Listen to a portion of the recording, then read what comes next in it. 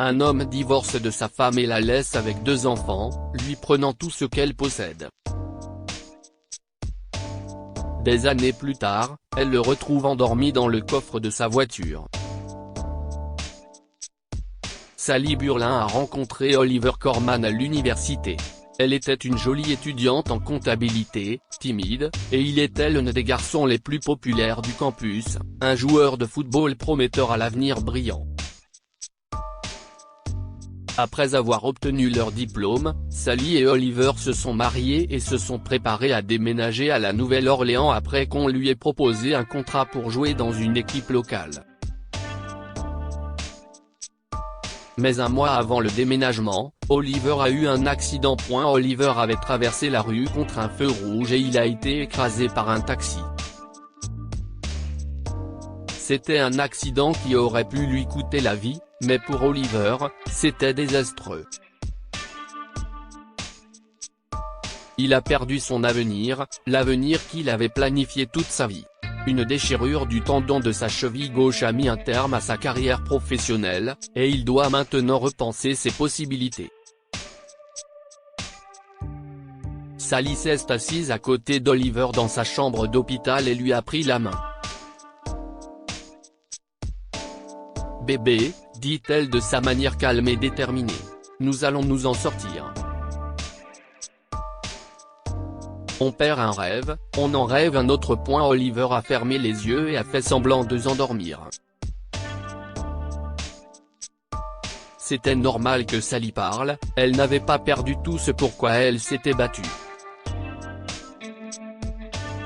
Il était en colère contre la vie, et pour une raison qu'il ne pouvait expliquer, il était en colère contre Sally. Mais Sally avait raison. Elle a trouvé un emploi dans un grand cabinet comptable, et Oliver a été embauché comme entraîneur adjoint d'une équipe de lycée performante.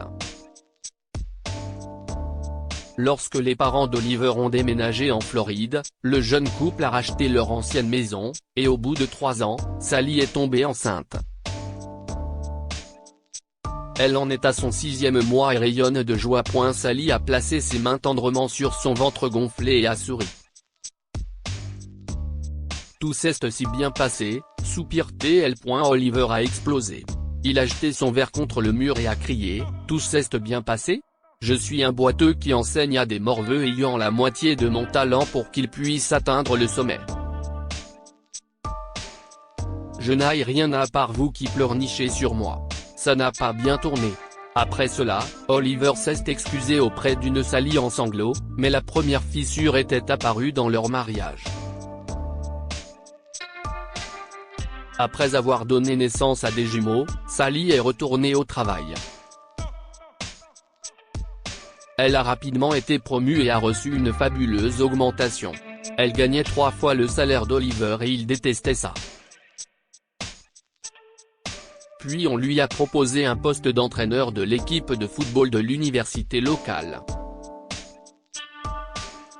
La situation d'Oliver s'est améliorée, et il a retrouvé un peu de son ancien statut. Il a aussi commencé à remarquer un peu trop les jolies filles qui venaient au match. « Je pense que tu devrais être à la maison avec les enfants, » dit Oliver à Sally. « Il commence à aller à l'école et je ne veux pas qu'il reste à la maison. » « Mais, Oliver, » a dit Sally, « on a besoin de cet argent. Tu veux dire que je ne peux pas subvenir aux besoins de ma famille ?» a demandé Oliver durement. « Je suis une sorte de perdant ? Un parasite ? Non » a crié Sally. « Bien sûr que non. »« Tu n'aimes pas tes enfants ? » a demandé Oliver. « Ou l'argent est plus important pour toi ? » Alors, bien sûr, Sally a quitté son emploi et est restée à la maison avec les enfants. La relation entre Oliver et Sally est devenue de plus en plus tendue. Sally soupçonnait Oliver de flirter avec les étudiantes, voire d'avoir des liaisons, mais elle avait peur de le confronter. Elle avait appris à avoir peur de son tempérament explosif et de sa langue acérée. Au lieu de cela, elle a tiré le meilleur parti de sa situation, et ses enfants étaient un délice, jusqu'au jour où Oliver l'a mise à la porte. Il est entré un jour et a dit « Fais tes affaires. Tu déménages. Quoi ?» a sursauté Sally. « Je ne comprends pas. Je divorce, tu comprends cela ?» a dit Oliver. « Sors d'ici. Les enfants » a crié Sally. « Tu gardes les enfants » a dit Oliver. « Sors d'ici. » Sally a préparé ses affaires et celles des enfants et ils sont allés chez ses parents. Mais le divorce lui apporte une autre surprise. La maison était toujours au nom des parents d'Oliver et elle n'avait donc aucun droit sur elle. Elle est sortie du mariage sans rien. Tu as tes enfants, dit fermement sa mère.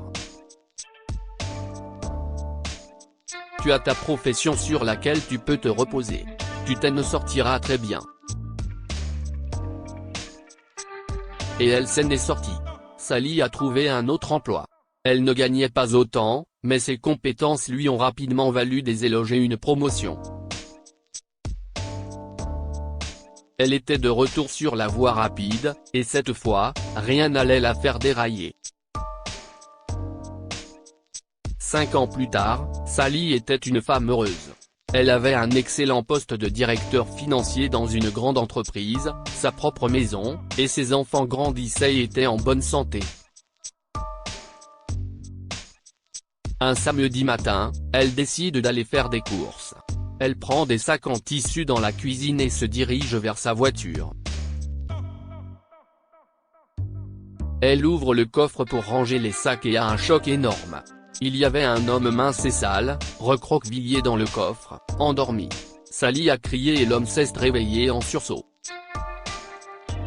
« S'il vous plaît » a-t-il crié. « Je ne veux pas faire de mal. » alors que Sally l'a reconnu. « Oliver » a-t-elle halté. « Qu'est-ce ce que tu fais ici? Tu me harcèles ?» « Non, s'est écrié Oliver. Je ne savais pas que c'était ta voiture. Il faisait si froid et c'était le seul coffre que je pouvais ouvrir. »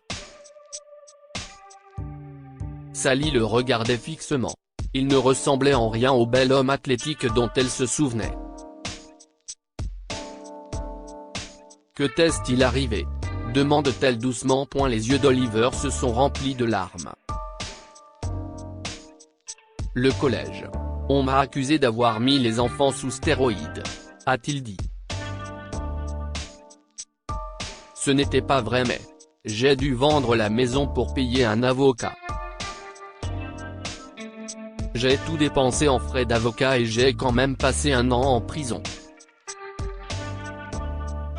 Maintenant, personne ne veut m'engager. Je vois, » a dit Sally. « Tout est parti à volo après ton départ, Sally » se plaint Oliver. « Je ne suis pas parti, Oliver » lui a rappelé Sally. « Tu m'as mis à la porte. » Oliver a pris un air blessé et a répondu « Tu ne comprends pas ce que j'ai traversé. Je n'ai jamais cessé de t'aimer, Sal, jamais. » L'expression de Sally s'est adoucie. « Oh, Oliver » a-t-elle dit tristement. « Comment en est-on arrivé là? Peut-être. Peut-être que si est une seconde chance, » a dit Oliver. « On pourrait être heureux. » Sally a hésité.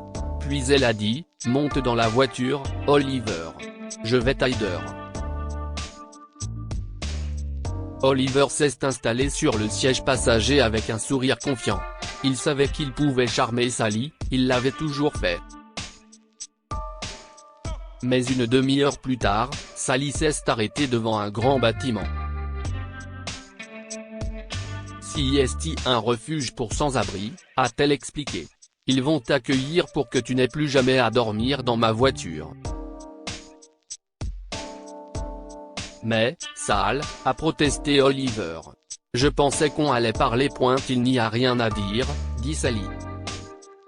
« Tu sais ce que j'ai remarqué ? Tu n'as même pas demandé des nouvelles des enfants, et tu ne les as pas vus depuis 5 ans. On ne veut pas de toi, Oliver, et surtout, on n'a pas besoin de toi. Sors d'ici.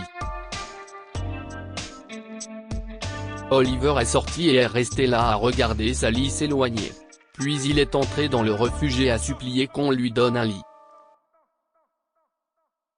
Que pouvons-nous apprendre de cette histoire?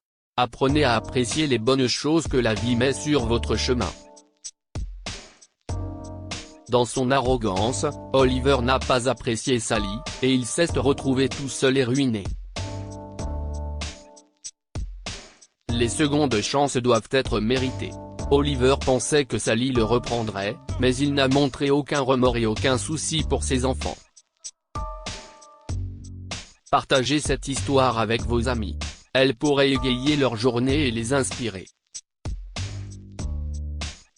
Si vous avez aimé cette histoire, découvrez celle d'un père qui remarque que sa fille de 14 ans reçoit des cadeaux coûteux de la part d'un inconnu. Cette histoire est inspirée de la vie quotidienne de nos lecteurs et rédigée par un écrivain professionnel. Toute ressemblance avec de véritables noms ou lieux est une pure coïncidence. Toutes les images sont utilisées uniquement à des fins d'illustration. Partagez votre histoire avec nous. Elle changera peut-être la vie de quelqu'un.